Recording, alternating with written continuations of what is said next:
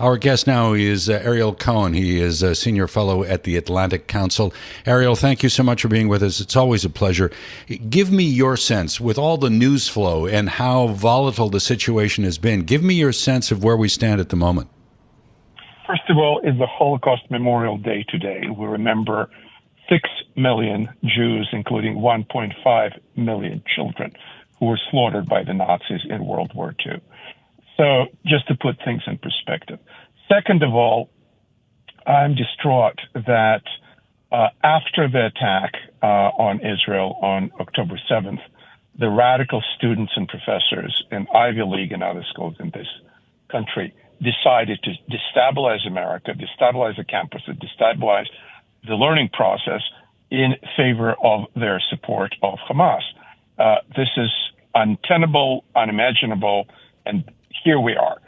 Finally, in terms of the reporting that Israel rejected the proposal, my understanding is that Hamas rejected the proposal just until today.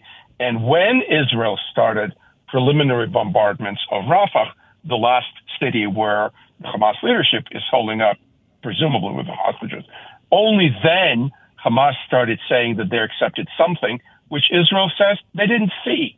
Israel did not see the proposal that Hamas is allegedly accepting. Yeah, there's a lot in what you said there. I think that we need to push back on a little bit. I mean, people who know you and people know you on this program know that you're a strong proponent of Israel, and that's understandable. One thing that you said was that Israel's not very familiar with exactly what's in the proposal, although in most of the reporting it says that Hamas agreed to a ceasefire proposal and that the Israeli cabinet rejected it. Secondly, you said that the students are showing their support of Hamas. That is not completely correct. They are supporting Palestinians, and they are unhappy with the treatment that average Palestinians have in Gaza, and the fact that so many are homeless and so many have died. So my question, I guess, goes to how concerned are you that U.S. public opinion certainly feels as though it is swinging a little bit away from Israel? And how much danger do you see in that? I see that this is probably a watershed for this country, first of all, when students are calling for a ceasefire in a war in which a democracy and an ally of the United States, after a horrible attack, the equivalent of 55,000 Americans murdered in one day, is trying to defend itself and do what we tried to do with ISIS and Al-Qaeda, to destroy the leadership of the organization.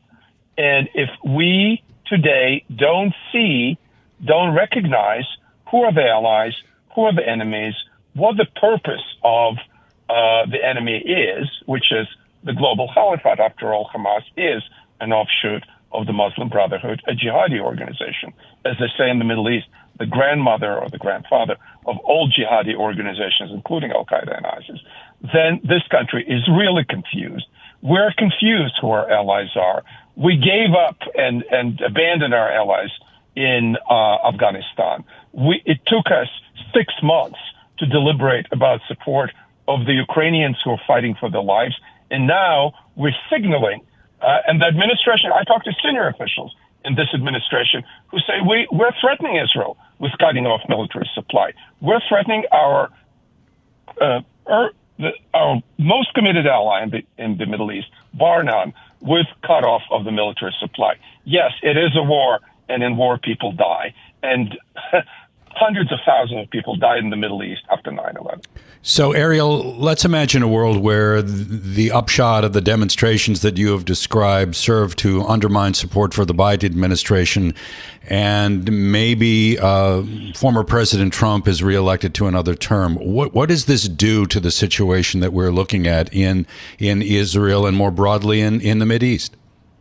First of all, I think it is ludicrous, if true, what Politico was reporting yesterday, that some of the major donors of President Biden and of the Democratic Party, including George Soros, the Rockefeller Fund, the Tides Foundation, allegedly the Pritzker family, are donating directly or indirectly to these demonstrations that may shift the vote of the students to the likes of Jill Stein of the Green Party and Cornel West.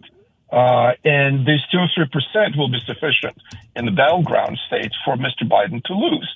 Is that what these donors and these students want? Do they really want Donald Trump to win? And if Donald Trump wins, nobody knows. It's totally unknown what his position is going to be on anything.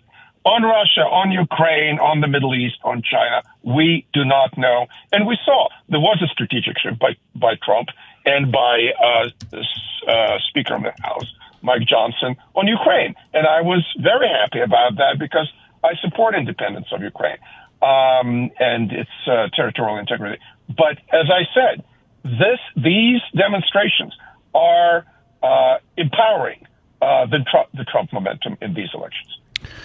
That is certainly something that is being considered at the moment. Ariel, it's always a pleasure. Thank you for joining us and filling us in on your thinking, your perspective. Ariel Cohen is Senior Fellow at the Atlantic Council